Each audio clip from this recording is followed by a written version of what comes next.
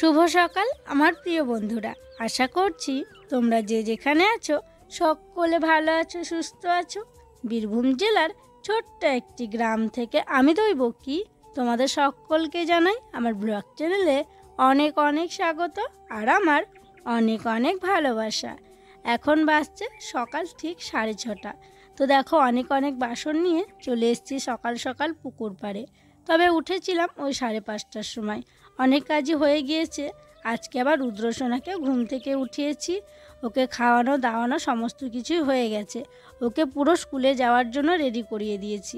তারপরে ভাবলাম okay ready করানোর পরেও যখন হাতে সময় আছে তাহলে বাসনপত্রগুলো মেজে ধুয়েই নিই। আমি প্রথমে ভেবেছিলাম রুদ্রকে দিয়ে আসবো, তারপরে তখন বাসনগুলো মাজবো। তারপরে দেখলাম সময় যখন পাচ্ছি তাহলে মেজে নিই। তো ও এখন চুপটি করে রেডি হয়ে লেপের তলায় আছে আর কি। ওকে বাইরে বেরোতে বারণ করেছি, শুধু জুতোটা পরানো হয়নি, তাছাড়া সব কিছু রেডি হয়ে গিয়েছে। তো যাই হোক, দেখো এক এক করে বাসনগুলো সব মেজে নিচ্ছি। আর পুকুরের জল এত ঠান্ডা গো, কী বলবো, মানে কনকন করছে হাতগুলো। আর ঘুম থেকে উঠেই কিন্তু আমাদের এই পুকুরের জল নিয়েই কাজবাজ। তোমরা তো দেখছোই সকালবেলা ঘুম থেকে উঠেই প্রথম কাজ মারুলি দেওয়া। এই কনকনে ঠান্ডা জল নেড়ে মারুলি দেওয়ার পর যখন ঝাঁট দেওয়ার জন্য মানে ঝাঁটাটা হাতে নিই, তখন হাতগুলো কেমন যেন করে, মনে হয় কোনো রকম বশ নেই। তো যাই হোক, সব বাসন দেখো এক এক করে মেজে নিয়েছি, এখন বাসনগুলো ধুয়ে নিচ্ছি। তো সকাল সকাল মনে হচ্ছে আজকে একটু রোদ হবে। দেখো একটু একটু রোদ বেরিয়েছে আর আমার মুখে কিন্তু মানে রোদের ছটাটা পড়ছে। আর পুকুরের জল দেখো অনেকটা ওপর সিঁড়িতে বসে বসেই কিন্তু বাসনগুলো মাজতে হচ্ছে। আর অনেক বাসন চারিদিক ভেজা, কিভাবে মানে বসে বসে মাজবো সেটাই ভাবছিলাম। সেই জন্য একটা ইট নিয়ে এসে ইটের ওপরে বসে বাসনগুলো ধুয়ে নিলাম। বাসনগুলো রাখলাম, তারপরে কিন্তু রুদ্রসোনাকে নিয়ে চলে এসেছি ওকে স্কুলের গাড়িতে ওঠানোর জন্য। আর এই যে দেখো রুদ্রর পাশে বসে আছে বিল্টু। মানে আমরা এসে বসেছি, আমাদের মানে আওয়াজ পেয়ে বিল্টু বেরিয়ে এসছে। বিল্টু বাম হাত দিয়ে দেখো ব্রাশ করছে, আর ওর পুরো ডান হাত কিন্তু প্লাস্টার করা রয়েছে, মানে অপারেশন হয়েছে। আর তোমরা অনেকেই বলছিলে বিল্টুকে দেখাও বিল্টুকে দেখাও। তো ওর তো ছুটি অনেক দিনই আগেই হয়ে গিয়েছে, আমার আসা হয়নি কারণ বাড়িতে আত্মীয় স্বজন ছিল।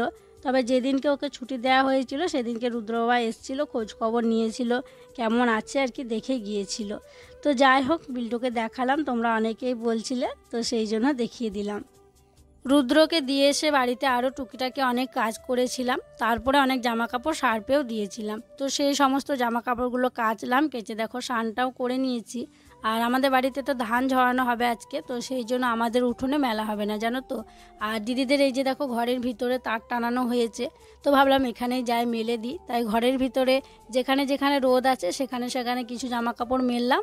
তারপরে দেখো ওপরের সিঁড়িতে উঠে পড়লাম। ওখানে অবশ্য সিঁড়ি করা আছে, সিঁড়িতেই আমি গেলাম। তো মারা যে লেপটা ঢাকা নেয় সেই লেপের কভারটা কেচে দিয়েছিলাম, সেটাকে মেলে দিলাম। আর আমি যে সুতির কাপড় দুটো দুদিন পরেছিলাম নতুন নতুন, সেই কাপড়গুলো ভাবলাম আর যখন পরতে লাগবে না তাহলে আর কি কাপড়গুলো কেচে মেলে দিই। তাই দেখো কাপড়গুলো কেচে দিয়েছি। আর এখন এই যে যেদিকটায় রোদ আছে, মানে অসুবিধা করে হলেও রোদে আর কি মেলছি। যত রোদে মেলবো তাড়াতাড়ি শুকিয়ে যাবে, তাই রোদে মেলে দিলাম।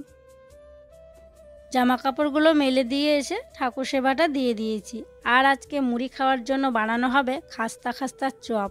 তো এদিকে দিদি তো সব কিছু রেডি করে নিয়েছে, একদম আলু সিদ্ধ মেখে একদম মশলা দিয়ে, যেমন আর কি চপের যে আলুটা তৈরি করে সেটা তৈরি করে দেখলে তো গোল গোল করে রেখেছে। তো আজকে দিদি চপ বানাবে। আর এদিকে দিদি দেখো বেসনটা মানে গুলে নিচ্ছে।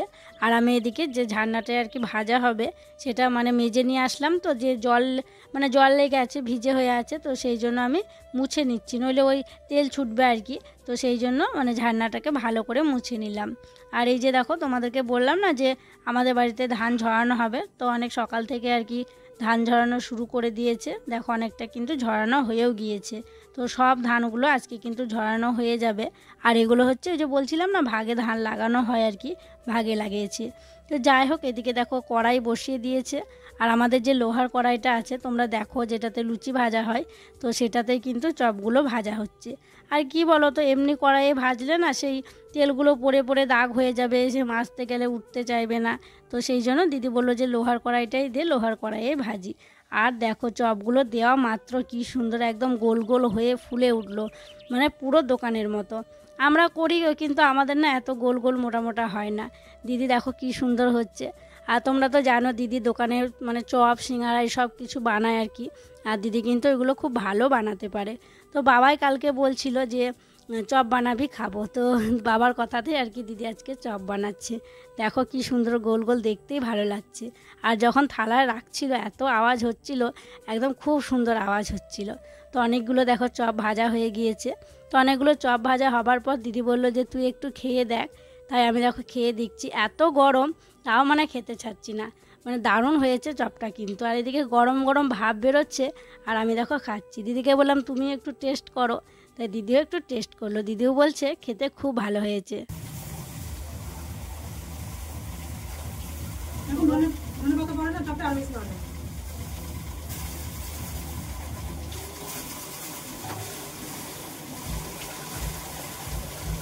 চপ ভাজাও হয়ে গেছে আর এক এক করে সবার মুড়ি খাওয়া হয়ে গেছে, শুধু আমি খেতে বাকি আছি। তো ভাবলাম না আমিও বসে থেকে কি করব, আমিও খেয়ে নিই, নইলে রান্না বান্না করতে দেরি হয়ে যাবে। তাই আমিও দেখো নিয়ে নিলাম চপ আর মুড়ি। একটা চপ নিয়েছি, আর চপ ভাজার সঙ্গে যে কুরকুরেগুলো হয় আর কি, মানে বেসন পড়ে পড়ে হয় না ছোট ছোট আর কি চপের মতো, তো ওগুলোকেও নিয়ে নিয়েছি। তো ওগুলো মেখে মুড়ি খাচ্ছি আর বেশ ভালো লাগছে গো, মানে বাড়িতে বানিয়েছি একদম পুরো দোকানের মতো লাগছে। তো চলো আর বেশি কথা না বলে মুড়িটা খেয়ে নিই, তারপরে সবজিপাতি কেটে একদম রান্নাশালে দেখা হচ্ছে।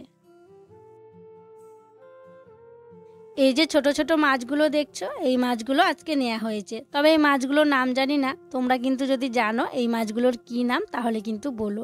মাছগুলো বেছে নিয়ে আসা হলো, তারপরে হলুদ লবণ মাখানো হয়েছে।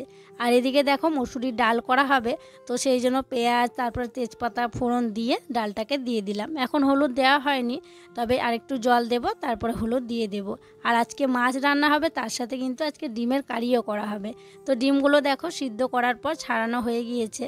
আর এদিকে আমি এই যে ডালটায় হলুদ দিয়ে দিলাম আর একটু জল দিয়ে দিলাম, মানে মসুরির ডাল জানো তো সবাই পাতলা খেতেই পছন্দ করে, তাই বেশি করে একটু জল দিয়েছি।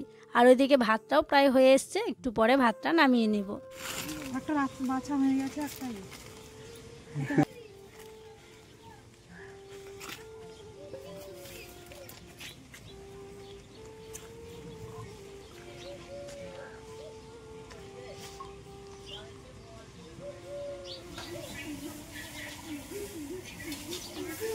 রান্না বান্না সেরে শেষে গেছিলাম কড়াই মাছতে। আগে হাঁড়ি তারপরে দুটো প্রেসার কুকার ছিল, ওগুলো মেজে নিয়েছিলাম। মানে বড় দিদিকে একটু রান্নাশালে বসিয়েছিলাম, বললাম তুমি একটু মাছটা রান্না করো, আমি এগুলো কি পরিষ্কার করে মেজে ঘষে নিয়ে আসি। তো দিদি মাছটা রান্না করছিল, আর আমি প্রেসার কুকার ছিল, হাঁড়ি ছিল, আরও কুচকাচ বাসন ছিল, তো ওগুলো আগে মাজা ধোয়া নিয়ে করে গেছি। তো ওগুলো ধোয়া মাজা আমার হয়েছে, তারপরে গিয়ে দেখছি দিদি রান্না হয়ে গেছে মাছটা দিয়ে। আবার কড়াই নিয়ে এলাম, আরও কিছু ছিল সেগুলো আনলাম, মশালে নাতা দিলাম, যে হচ্ছে এতক্ষণে মাজা ফাজা শেষ হলো। তো চলো এখন ঘরে যাই, সবাইকে খেতে দিতে হবে। চলে এলাম আমার হেসেল ঘরে। চলো তোমাদেরকে এবার দেখাই যে আমার হেসেলে আজকে কি কি রয়েছে। দেখতে পাচ্ছ অনেক জায়গা ঢাকা দেওয়া রয়েছে। তো এক এক করে এবার বলা শুরু করি যে আজকে কি কি রান্না হয়েছিল। দেখতেই পাচ্ছ ভাত, আলু সিদ্ধ, মসুরির ডাল, তারপরে বাঁধাকপির ঝাল, আবার ওখানে ডিম সিদ্ধ আছে। তো একজন ঝোলে খাবে না, সেই জন্য সিদ্ধ রাখা হয়েছে। ডিমের কারি, মাছের টক, মানে সকালে যে চপ ভাজা হয়েছিল চপ আছে, মাছের ঝাল আছে, কালকে যে টক করা হয়েছিল সেই টকটা আবার আজকে গরম করা হয়েছে। মানে অনেক কিছু আজকে মানে খাওয়া দাওয়াতে আছে। তো তোমাদেরকে হেসেলগুলো দেখাবার পর তো আমি খাওয়া দাওয়া মানে খাবার দাবার দিতে শুরু করেছিলাম।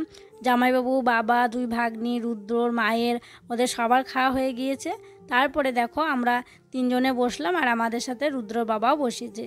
রুদ্র আর কি এদিক সেদিক করে, একটু মাঠে যায়, মাঠের কাজ করে আসে।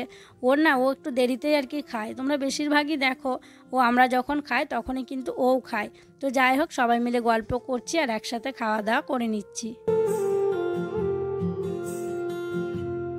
খাওয়া দাওয়া করার পর বাসনপত্রগুলো ধোয়া মাজা করে রুদ্রসোনাকে ঘুম পাড়িয়ে দিলাম। আর কি বলো তো, ঘুমটা ওকে পাড়াতেই হতো। ওকে যদি এখন না ঘুম পাড়াতাম ও কিন্তু সন্ধেবেলায় ঘুমিয়ে পড়তো। আর আজকে তো ঠাকুর ভাসান আছে, তো সবাই একটু আনন্দ করবে, নাচানাচি করবে, তাই ভাবলাম ওকে ঘুমটা পাড়িয়ে দিই। তো ওকে ঘুম পাড়ানোর পর দেখো কলপাড়ে চলে এসেছি জল ভরার জন্য। আর আজকে জানো তো অনেকগুলো বোতল, অনেকগুলো বালতি ফাঁকা ছিল। মানে দুটো বালতি আগে আমি নিয়ে এলাম, মানে চারটে একসঙ্গে নিয়ে এসেছিলাম, দুটো জল ভরলাম দিয়ে ঘরে রেখে এলাম। আর ভাবলাম জল ভরাটা তোমাদের সাথে শেয়ার করি, সেই জন্য আবার মোবাইলটা নিয়ে এলাম। তো বোতলগুলো দেখো এক এক করে ভরে নিচ্ছি। আর ওই যে লাল ঢাকনা বালতিটা দেখছো, ওই বালতিটা এক বালতি জল ভরা হয়ে গিয়েছে, মানে ওই বালতিটা পেতে দিয়ে ওই বালতি দুটো রাখতে গিয়েছিলাম। শুধু ওই আর একটা সাদা বালতি দেখছো, ওইটাতে জল ভরা হয়নি, তো ওইটাতেও ভরে নেব। তো এক এক করে সব বোতলে দেখো জল ভরে নিচ্ছি। বোতলগুলো জল ভরা হয়েই গেল আমার, এটা ভরলে আর কি হয়ে যাবে। তারপরে ওই বালতিটাতেও জল ভরে নেব, তারপরে তখন বালতিগুলো জলগুলো নিয়ে গিয়ে ঘরে রেখে দেব।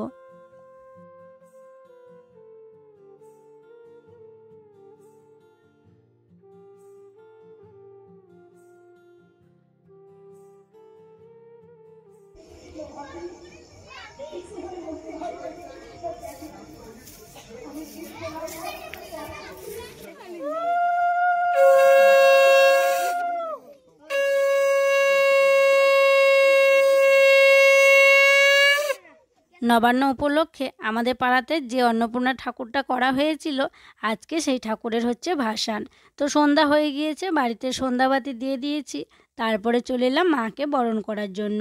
আর এখন দেখো মাকে বরণ করে নিচ্ছি। আর আগের বার তো আমি বরণ করেছিলাম, তোমরা দেখেছিলে। তখন মানে আমাদের এখানে যেমনভাবে করে, ওই যে মাথায় ধান দুব্বা দেয়, দিয়ে আশীর্বাদ করে, ওভাবেই বরণ করে। তো তোমরা অনেকেই কমেন্ট করে বলেছিলে যে তুমি পায়ে দেবে, ঠাকুরের কোনো দিন মাথায় ধান দুব্বা দেবে না। তো তোমরা যেভাবে শিখিয়ে দিয়েছো সেভাবেই দেখো এবার আমি দিচ্ছি। তো পান পাতাটা ওই যে প্রদীপের তাপ নিলাম, তারপরে একটু গোটা গায়ে দিলাম, তারপরে যে মিষ্টি জল খাইয়ে দিচ্ছি, আর পায়ে ধান দুব্বা দিয়ে দিয়েছি। আর এই যে 2-4 দিন থাকলো ঠাকুরটা, মানে সবাই খুব আনন্দ করছিল জানো তো, বিশেষ করে বাচ্চাগুলো খুবই আনন্দ করছিল। আর ওদের সাথে সাথে কিন্তু আমাদেরও খুব ভালো লাগছিল। বরণ করার পর মা এখানে অনেকক্ষণ ছিল, সব বাচ্চাগুলো এখানে নাচানাচি করছিল, খুব আনন্দ করছিল। এবার গ্রাম ঘোরানো শুরু হবে, তাই গাড়িতে চাপানো হয়ে গিয়েছে, সব কিছু রেডি। তো আমাদের তো বেশি বড় গ্রাম নয়, মানে একটুখানি গ্রাম আর কি, ঘুরতে বেশিক্ষণ লাগবে না। তো গ্রাম ঘোরা শুরু হয়ে গেছে। এখন দেখো দুর্গাতলায় চলে এসেছি, যেখানে আমাদের দুর্গা মন্দির আছে। তো সবাই দেখো কত আনন্দ করছে। শুধু ওরাই যে আনন্দ করছে তা নয়, আমরাও কিন্তু খুব আনন্দ করেছি, আমরাও খুব মজা করেছি।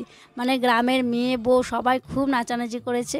এই যে দেখো রুদ্রসোনাকে আমি কোলে নিয়ে নিয়েছি, কারণ ও তো হাতে লাগা আছে, ও যেদিন আসতে গিয়ে পড়ে টরে যায়, সেই জন্য ওকে আমি সব সময় দেখে দেখে রাখছি জানো তো, কোলে নিয়ে থাকছি। আর আমি যখন নিতে পারছি না, ওর বাবা নিচ্ছে। মানে আমরা সে কি মজা করেছি তোমরা দেখতেই পাবে।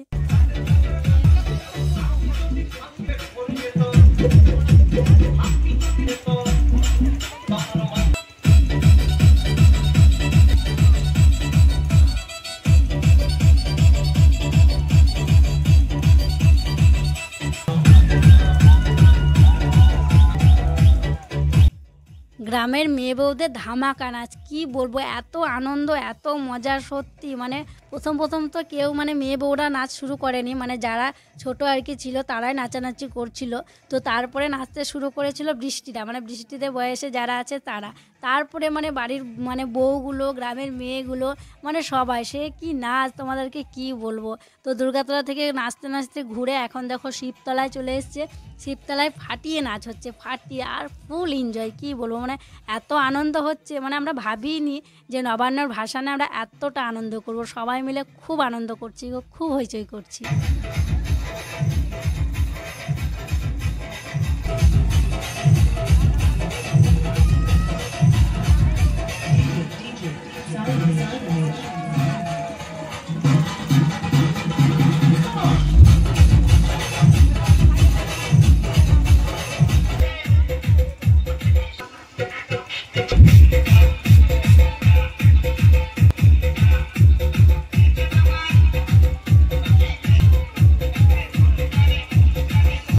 এখন অনেকটা রাত হয়ে গেছে, তবে এখনও যেন সবাই ফাটিয়ে নাচ করছে, নাচ মানে থামছে না, নেচেই যাচ্ছে সবাই।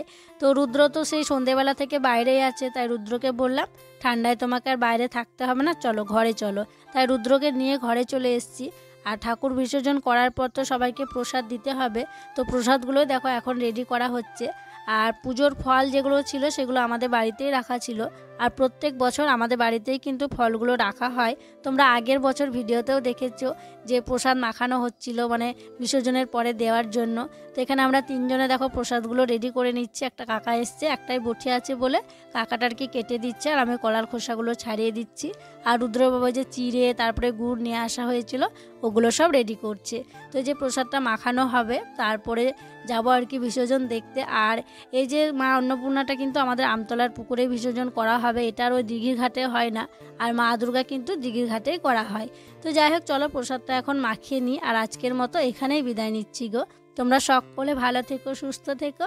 আর যারা নতুন বন্ধু হয়ে আমার এই ভিডিওটি দেখছো তাদের কাছে একটি অনুরোধ করব, আমার চ্যানেলটিকে সাবস্ক্রাইব করে আমার পাশে থেকো। আর যারা পুরনো বন্ধু হয়ে আমার পাশে আছো তাদেরকে আমার অসংখ্য অসংখ্য ধন্যবাদ আর অনেক অনেক ভালোবাসা। দেখা হবে আবার পরবর্তী ব্লগে।